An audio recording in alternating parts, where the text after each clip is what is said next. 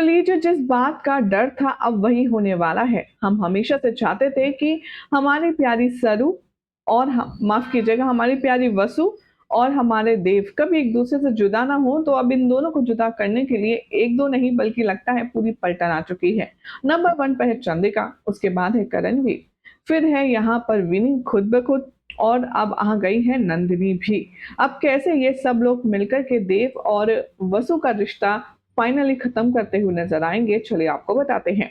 लेकिन उससे पहले स्वागत है आपका आप ही के फेवरेट चैनल सीरियल सियापा में, जहां पर हम लेकर आते हैं आपके लिए आप ही के फेवरेट टीवी शो से जुड़ी इंटरेस्टिंग अपडेट। अगर चैनल सब्सक्राइब नहीं किया है तो फटाफट से इसे सब्सक्राइब करें, नोटिफिकेशन बेल दबाएं और इस वीडियो को लाइक शेयर करना बिल्कुल भी ना भूलें। टीवी सीरियल वसुधा में अब आप देखेंगे कि जहां वसुधा घर पर काफी लंबे समय से नजर नहीं आ रही होगी, तो ऐसे में अब पुलिस नजर आने वाली है। यहाँ पर अविनाश और वेद देव मिलकर के कुछ बिजनेस की इंपॉर्टेंट चीजें डिस्कस कर रहे होंगे कि तभी घर में होगी पुलिस ऑफिसर्स की एंट्री। पुलिस ऑफिसर्स यहाँ पर देव को हथकड़ी लगा करके सीधा पुलिस स्टेशन खदेड़ते हुए ले जाएंगे। चंद्रिका कहेगी कि ये सब क्या बदतमीजी है, आखिर आप हमारे बेटे के साथ ऐसा कैसे कर सकते हैं? आप कैसे मेरे बेटे को इस तरह पुलिस स्टेशन ले जा सकते हैं, वो भी बिना किसी जुर्म के? पुलिस ऑफिसर कहते हैं कि इनके खिलाफ किसी ने कंप्लेन की है, वो भी किडनैपिंग की। ये सुनते ही यहाँ पर देव के होश उड़ जाते हैं। देव को पुलिस स्टेशन ले आया जाता है और पीछे पीछे पूरा परिवार दौड़ता है। अब आने वाले ट्रैक में आप देखेंगे कि पुलिस स्टेशन में होगा हाई वोल्टेज ड्रामा। दरअसल पुलिस यहाँ पर कहती हुई नजर आएगी कि एक लड़की है जिसने आपके खिलाफ कंप्लेनिंग की एफआईआर करवाई है, और उन्हीं के कहने पर हमें आपको पकड़कर यहाँ लाना पड़ा।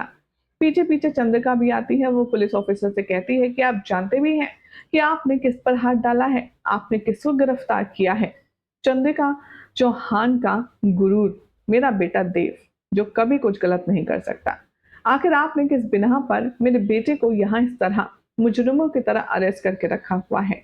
तभी पुलिस ऑफिसर कहते हैं कि एक लड़की है जिसने इनके खिलाफ किडनैपिंग का चार्ज फाइल करवाया है, और तभी होती है वसु और करणवीर की एंट्री। वसु को देखते ही यहाँ पर चंद्रिका को समझ नहीं आता कि आखिर वसु ऐसा क्यों करेगी, क्योंकि एक तरफ तो वो सबसे ज्यादा वफादार है और दूसरी तरफ वसु देव की बेस्ट फ्रेंड है। वो बिल्कुल भी नहीं समझ पाती कि आखिर वसु ने ऐसा क्यों किया।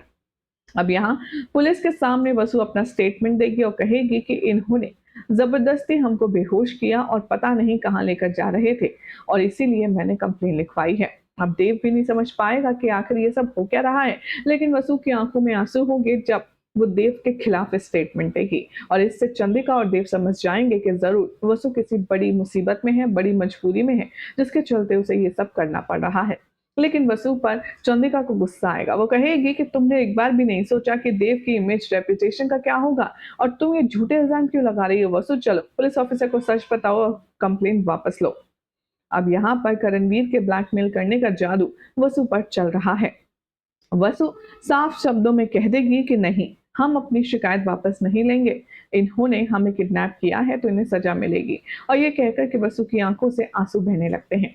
अब यहाँ पर वसु के आगे चंद्रिका अपने हाथ जोड़ेगी, उससे रिक्वेस्ट करने वाली और कहेगी कि बेटा देखो, तुम प्लीज देव को यहाँ से आजाद कर दो, क्योंकि मैं देव को हथकड़ियों में यहाँ बैठा नहीं देख सकती।